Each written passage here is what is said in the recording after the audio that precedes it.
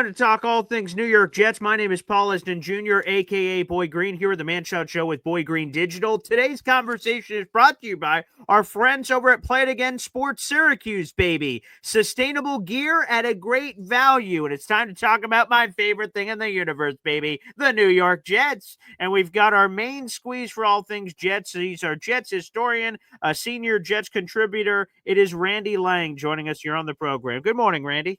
Good morning, Paul. How you doing? Doing great. And again, we just have all these mile markers before the season, the initial 53, some waiver wire action. So, Randy, let me check your temperature right now heading into the season. How you feeling about what the roster looks like? Well, I like it. I'm sure that there's areas that I know Jet fans would like to have things maybe a little more fortified. Wide receivers, one position that's mentioned, but I like the talent and the distribution of the talent across all the levels, offense and defense, mixed in with still a very young team, but not necessarily inexperienced. I mean, you got, for example, at running back, you've got Brees Hall, and then you've got two second-year guys, which you'd say, well, that's young, but they're two guys who were tested last year in Braylon Allen and Isaiah Davis. You got Kene Nwangu, who, it could be dangerous out of the backfield as a fourth option, but we know he's dangerous as a kickoff returner.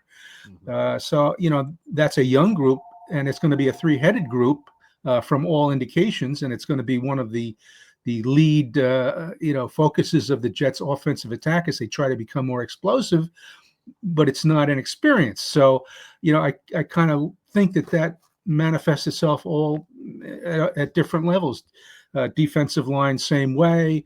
A linebacker. We've got Jamie and Sherwood moving in for C.J. Mosley. Looked very good and comfortable in that role last year when C.J. was hurt. Quincy Williams, I mean, people think, down year perhaps, but I thought he did a lot of things still very well, very Quincy-like, especially living in the opponent's backfield. I mean, he had 23 tackles behind the line or at the line. That's by my calculation, not any official NFL totals. But I mean, that's a phenomenal total for a Jets defender. So, we go through every level and we'll talk about them, but I like what they've done, but as Aaron Glenn has said, and as Darren Muji said yesterday, the GM, the process is not complete, and it will continue. And as Aaron Glenn also said, and I know Jet fans hate to hear this, some variation of, wait till next year or be patient. Aaron Glenn says, hold on to the rope. Don't let go of the rope, fans. Yeah. So, what can I tell you? It's like it's another year. I think there's a lot of optimism. I think Aaron Glenn has infused a good vibe into the locker room with every player that comes in. They're looking for the types of players that they want as opposed to, staying with just whatever was there last year. Like I said, they got younger. And by doing that, they moved several good veterans and some other guys that people wanted to see go, and they've got the team that they've got. They're not done yet. I don't know if they're going to add a wide receiver, but I think that's been talked about before, and so I think they're going to get ready in the next 10 days for Pittsburgh on opening day, and we'll see what happens.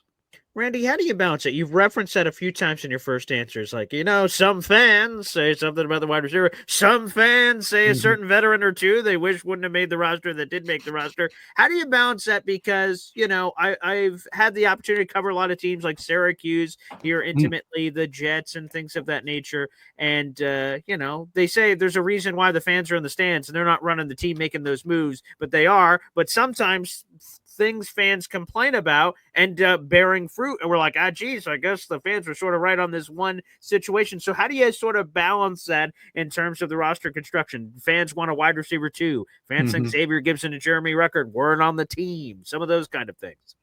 Yeah, I leave it. I mean, first of all, I'm an employee of the team, so absolutely, I'm going to leave it up to the people who are paid the big money to make those decisions. You've got a first-year head coach in Aaron Glenn, a first-year general manager in Darren Muji. a first-year quarterback, well, first-year Yeah. starter for the Jets, and just Right, right. who I have good optimism for, and I think everybody else does too. And I'm very interested to see how he performs. But you can be a fan in the stands, and you can be unhappy, and so on, and that's the nature of the beast, and Mhm. everybody knows that. But as Aaron Glenn and a number of the players have said, you've got to tune out the noise, and that's no insult to anybody. It's just like there's a lot of noise these days out there, and we know that in the great landscape that the social media has become. And if you listen to that and you invest in that, you're going to be freaked out, and you can't do it. And so I think the Jets, I think they've done what they feel is best for their team. They've gone through the process that I don't, like I said, Muji said, we're not done yet. You would expect him to say that, but they're not done looking for the players that they want, they need to implement their vision. And so it's a work in progress. And I mean, I can't, cancel the impatient fans, because I know it's been a while, Yeah. since winning football, since playoff football, Super Bowl, dare we Oh, say. yeah. Yes. But I mean, it's like every year, just approach it new, just hang in there. As Aaron Glenn said, grab the rope, hold on to the rope, and we'll see where it tugs us.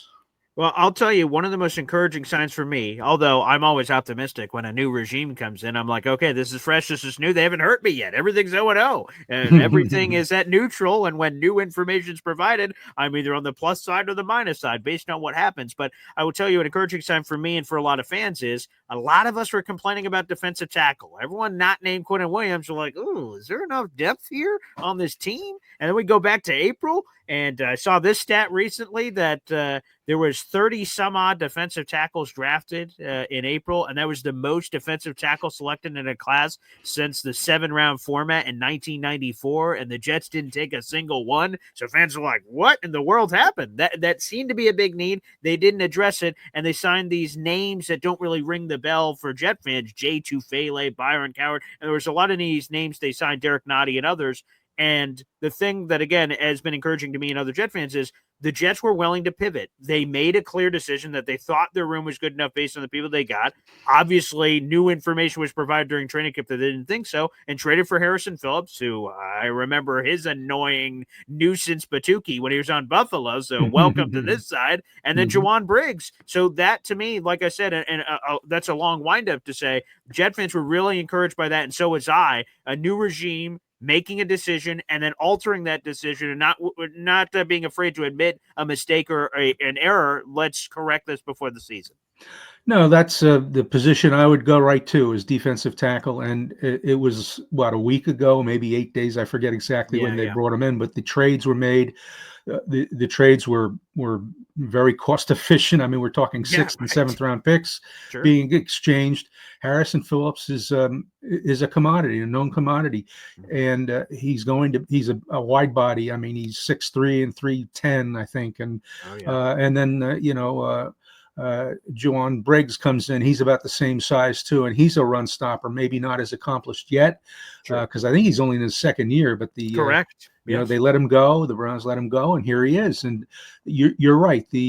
There was a flexibility. I mean, whether it was planned Oh that right. Sure. we know we're going to need to do this at some point, so we're going to keep our options open, or if it was, an error in looking at who they brought in, whatever, they'd had that flexibility.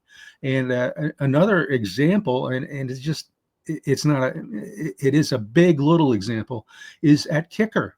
Oh yes. Absolutely. They had Harrison Mevis, and they had who was the other dude they brought in, the Caden rookie, Davis, undrafted free agent. Caden Davis.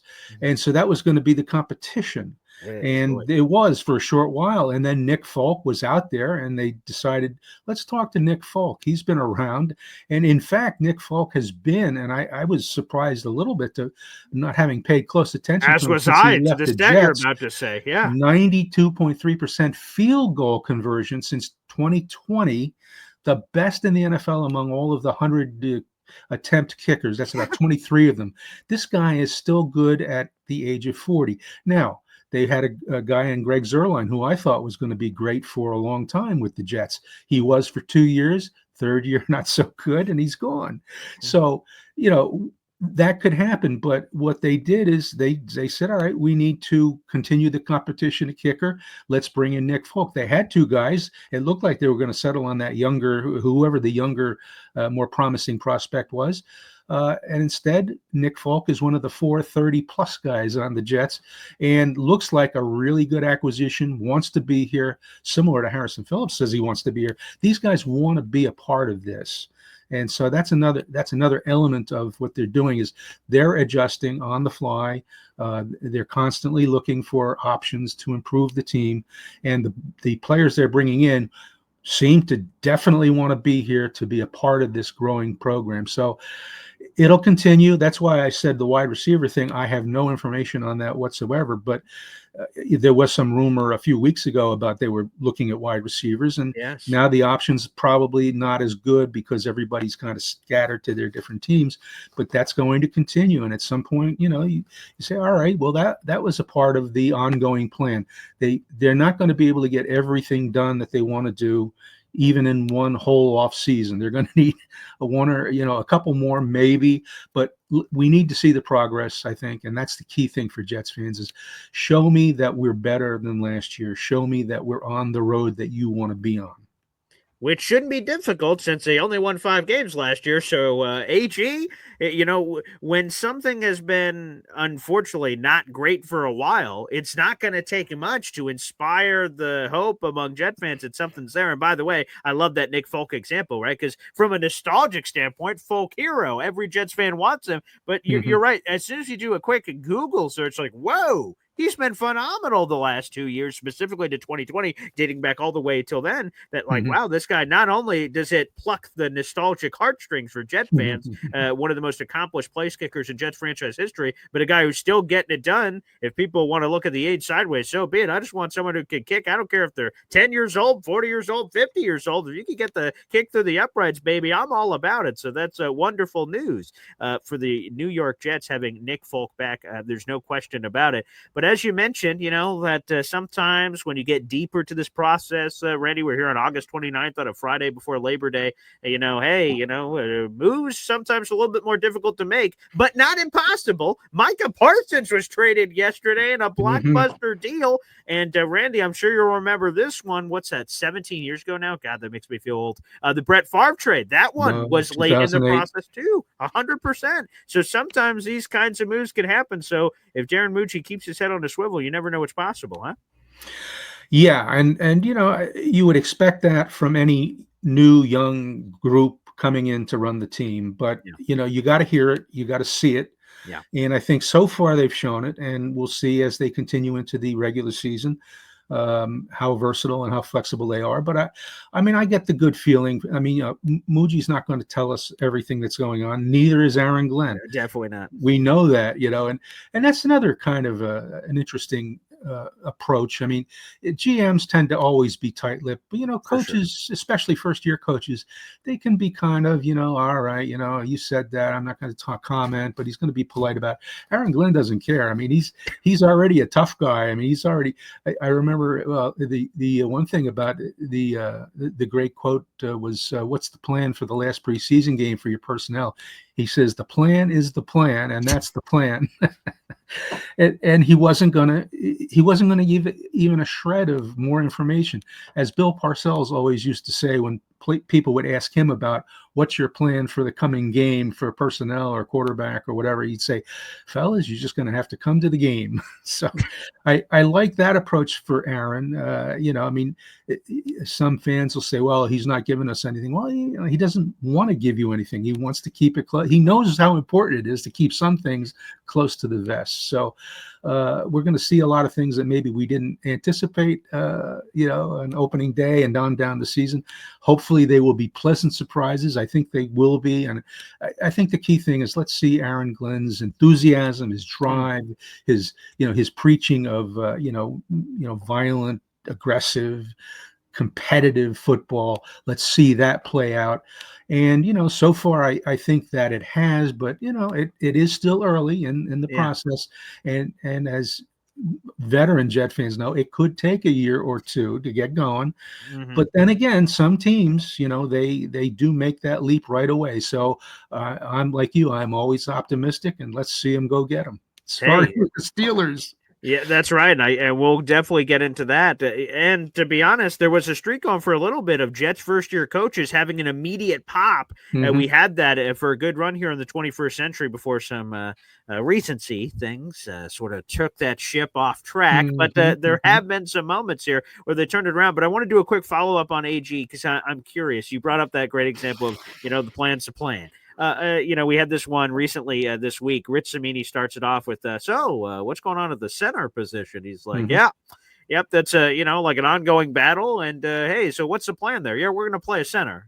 So you're going to play a center? Yes, I am. I can confirm a center will be played. And then there's just hey, would you bring this decision? Another media member enters the fray. Would you bring this decision all the way to the end of the Steelers week? That's my decision. So there's been a lot of that. Hmm. I'm curious, Randy, because you've covered him as both a player and now he's gone through this entire evolution. Now he's as the HC of the NYJ. What Hmm. do you make of this? Again, I don't want to use a certain word that has a bad connotation because I think it's sort of fun for me, but feisty, testy, Hmm. whatever. There's a little tete-a-tete between AG and the media, which I find very interesting as an outside observer when I'm seeing a lot of this. What do you make of these little battles that are happening between Aaron Glenn on the media, seemingly on a week-to-week basis? Because a running joke on Twitter I do is Aaron Glenn versus Jets media. Whenever there's a fun little back and forth, and people seem to Hmm. really are enjoying those on Twitter. Yeah, I think feisty is the good word for him. He came in, and like we said before, he came in not with a hat in a hand. He wasn't coming in and saying, "Okay, I'm here. I'm the head coach. I'm going to do these things. What do you need to know?" He was coming in with an attitude Mm-hmm. because that's kind of how he played the game, and he's learned under some of the attitude guys, Parcells and Peyton and yeah, Caldwell with the Yeah. Detroit. I mean, these guys, they're not like the old school guys, like fire and brimstone, but they're tough guys, and Aaron's learned the game that way. He learned it growing up. He played it that way. And so he's not going to come in and apologize. And I think that's good. I mean, you don't want to have open warfare, but I think the thing is, it's a feeling out process for both, and Mm. especially for the media, which is, Yeah. all right, he's not probably going to answer that question. So when he says it's my decision, you probably don't want to push him on it. But if you do, you're going to get some more of that. So I think it's a good thing because it tells me that he has the confidence in his convictions, Very much and, so. and also he's not going to tell you what they are until it's time. Right. And so it's the center thing is very interesting because Tippmann has been a starter for the Jets for now a couple of years, Mm-hmm. and Myers came in and he was a 5-year starter, I believe, for Green Bay, and 56 games. Yep. yeah, I mean, exactly. And so both of those guys have a legitimate interest and ability to start for the Jets at center, and he still hasn't named the guy who's going to snap that ball to Justin Fields. So um, I I think, I mean, look, some positions are like that. I mean, they don't resolve themselves, and Aaron wants to see more, and he wants his coordinator Tanner Engstrand to see more, and eventually they're going to make a decision because, as he said, there's going to be a center there on opening day against the Steelers. So I'm willing at this point, because again I'm part of the operation, but it's like, all right, that's the way he's going to play it, and he knows what he wants to do, and he's trying to sort everything out, and that's a good thing. But at some point, he's going to have to make that call, and he knows it. And I'd say probably early next week because they're going to be gone until Monday, and Right. then Labor Day. Right. right, and then Tuesday. I believe Wednesday is going to be a day off, unusual for the Correct. team. Yes. But Wednesday will be the day off this week, and then they'll go Thursday, Friday, and on into the game, and then it will be the first time ever that they've opened a season against the Steelers, and of course Beautiful. Aaron Rodgers. So Oh we'll see yeah. how that works out. Yeah, I would say just one last nugget on this center thing. I have a weird inkling. I don't know. There's no sources or anything on this. I just have a weird inkling about it that with the John Simpson back situation, do we go back to preseason game number 1 where Hmm. the offensive line trots out? They're like, whoa, Joe Tippmann and Josh Myers are out there. boom, boom, boom, go left to right. You have Olumuyiwa Fashanu. You go Joe Tippmann at guard, Josh Myers center, AVT right guard, Armand Membu right tackle. Mhm. Maybe that's the combination they trot out because, as AG has said, they're going to play the best five. And in that combination, if an injury befalls or continues to complicate matters for John Simpson in the back, maybe both of them are out there. And hey, everyone's debating Josh Myers, Joe Tippmann. AG's like both. Okay, well, that solves that problem, I suppose. Yeah, I mean that's another example of, I think, the flexibility, which Sure. you hate to hear it on the offensive line because they went through Yes. many years. I mean, like 5 years of God. they could not field a 5-man line. It was like 10-man, 12 starters, 13 starters in a season. AVT started 3 different positions in 22, which it's like no wonder the guy was like his head was spinning. I mean, he was a left tackle, a right tackle, and a right guard. He started as a left guard, so he's played every position but center. But in a way, that's nice to know that you have that flexibility if you have, let's say, and I don't know that Simpson will or will not be available, but if he's not, you're right. They have 2 interior linemen who are very good at in their career development, and one of them could play guard and one of them will be the center.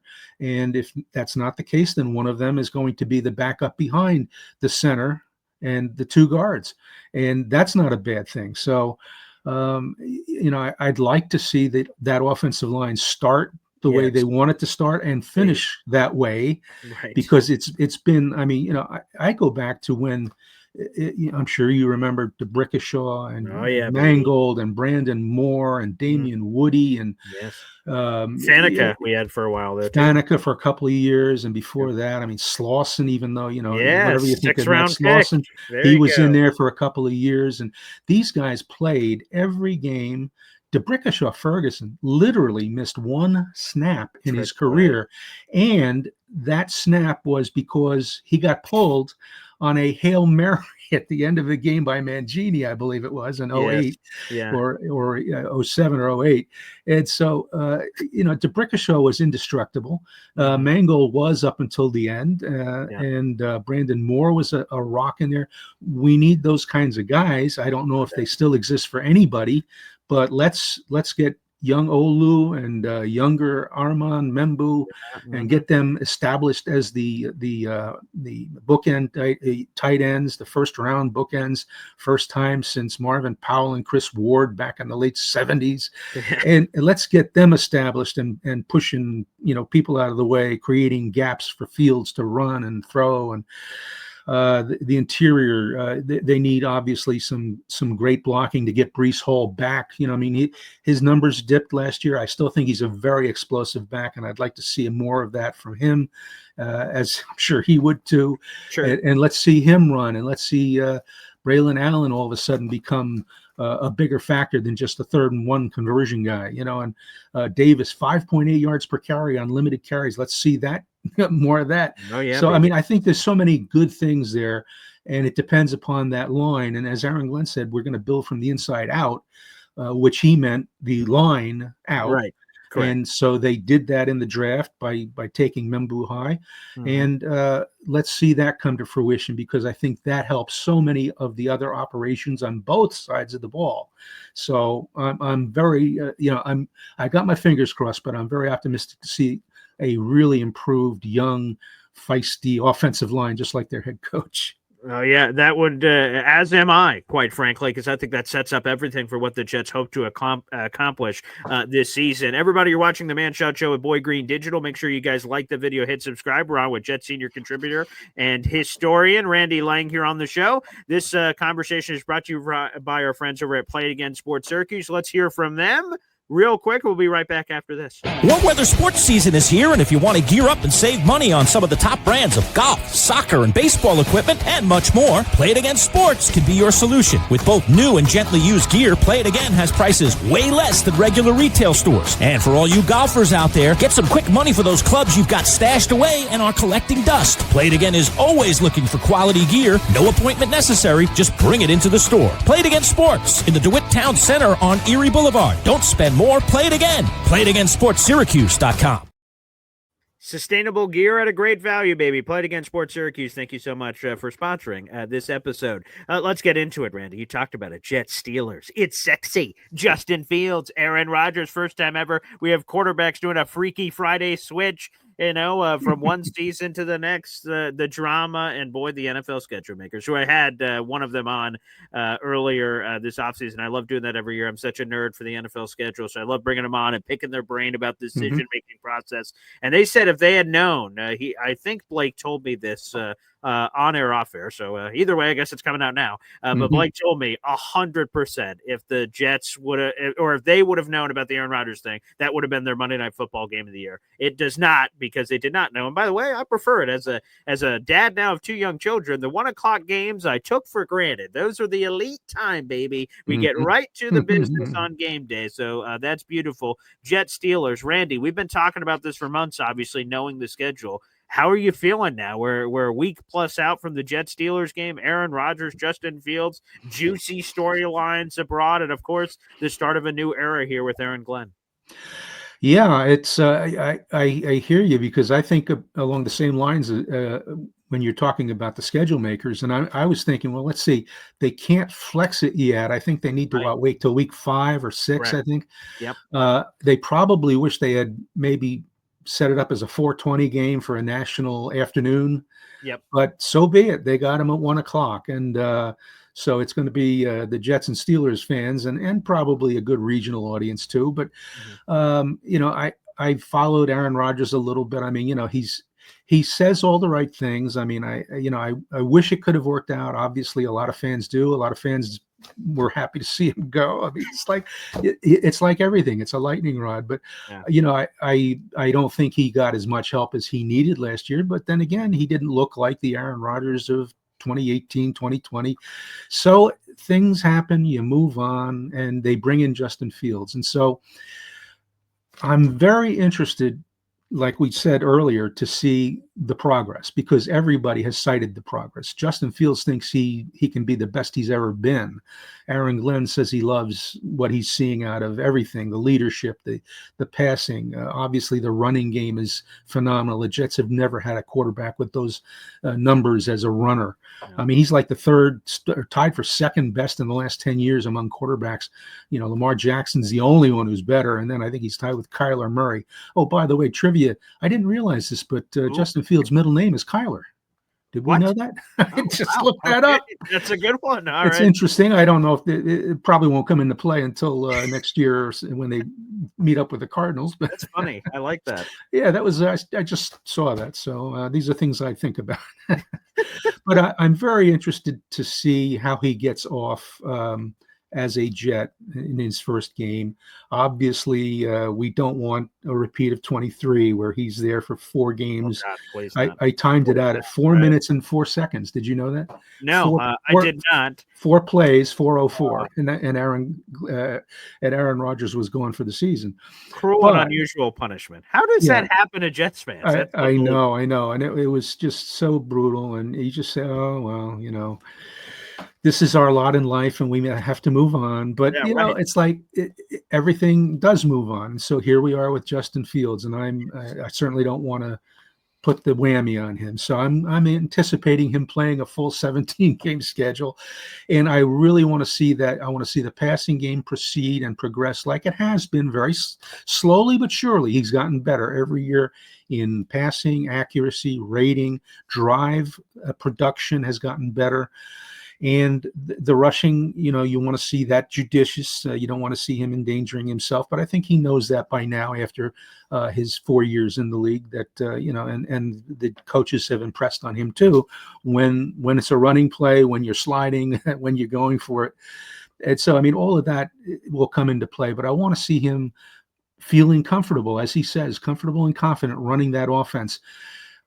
He's got some good targets. I know the wide receivers thing, some fans are certainly looking at that, but you got Garrett Wilson. He's signed up. He's ready to go. He's a captain. Yes. You've got the three-headed running backs. You've got Mason Taylor, a tight end, who I'm very optimistic about. The guy comes in with a 28-game receiving streak out of LSU. Doesn't count for him as a pro, but let's see him start a new one.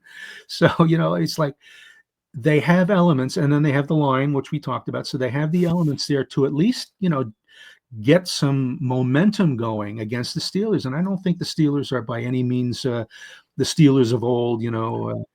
I think they're a team that's dangerous, and uh, Aaron Rodgers is going to make them dangerous. But are they defeatable? Absolutely. Let's see the Jets come in with that attitude that Aaron Glenn has been instituting and inculcating in them, and let's see them do their best and come out with the W, because it's certainly possible. Let's do it at home. The Jets fans, they're going to be they're going to have their thoughts and their reservations, but when they come in, they're going to be full throated. And I'm interested to see how Aaron Rodgers is greeted. He was greeted so well in 2023. He still remembers that when he came flag and the introductions.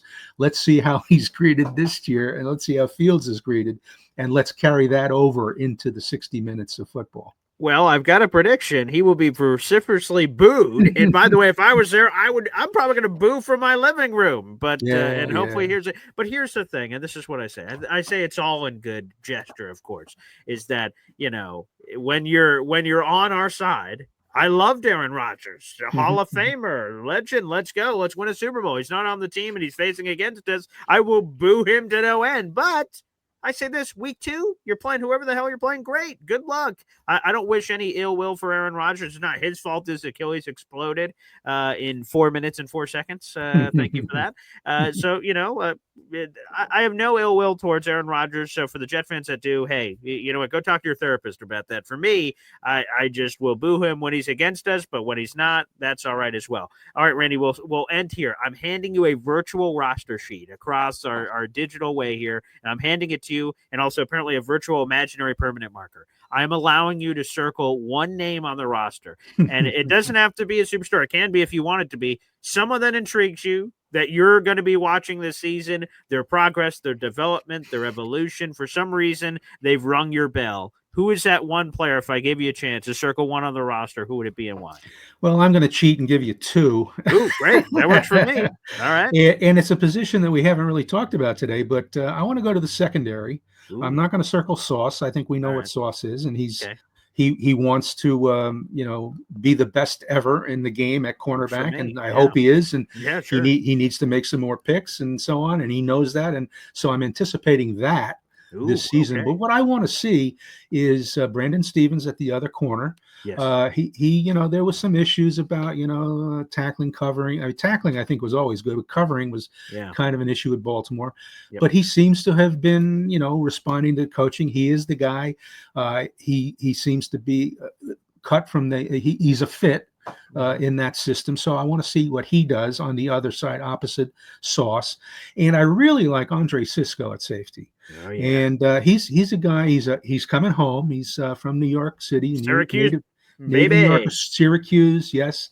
And he didn't have great numbers. Jacksonville, I believe it was. But yes, he had correct. Yep. He had some good pick numbers, not great. I think he had like 7 in 3 years, but he's in a system now where I think maybe he might get a little more opportunity. The Jets definitely seem to want to rush the passer, maybe a little more than they have. Of course, I don't think they're going to be a heavy blitzing team, but they might turn to the blitz a little bit. And so then your secondary may be able to jump some routes and take advantage of, some hurried throws from the opposition. And so I'd like to see Sisco. He talked a little bit about being that kind of guy, a ball hawk type of guy. And, he can't do it all the time, but I'd like to see, along with Sauce, I want to see Brandon Stevens and Andre Sisco and Tony Adams, but all those guys back there, Michael Carter, let's see him a big year. Healthy, please. Absolutely. Let's see Azaria Thomas, make his pro debut. Maybe he's got the stuff that we want to see on a regular basis. But, I'll go with those 2 guys and cheat on you and bend the rules and say Stevens and Sisco. Randy, you run this operation, baby. You wanted 53 players. I would have let you circle them all, baby, because I'm interested in everybody. Everyone's got an interesting story to tell, and so do you, Randy. I love that we've been able to connect this offseason for the first time, doing it twice now, doing these video interviews. Very special. I've read and appreciated your work for a very long time, so it's always a humbling honor to have you here on the program talking our favorite team, baby, the New York Jets. You're very kind, Paul. And what are you doing as far as your agency accreditation? Yeah. Royalty checks coming in. Yes, yeah, I absolutely. can use an agent. So, but anyway, thank you so much. Appreciate it, man. All right. Thanks everybody for tuning in for all things New York Jets. We'll have more coming up next time. Take care.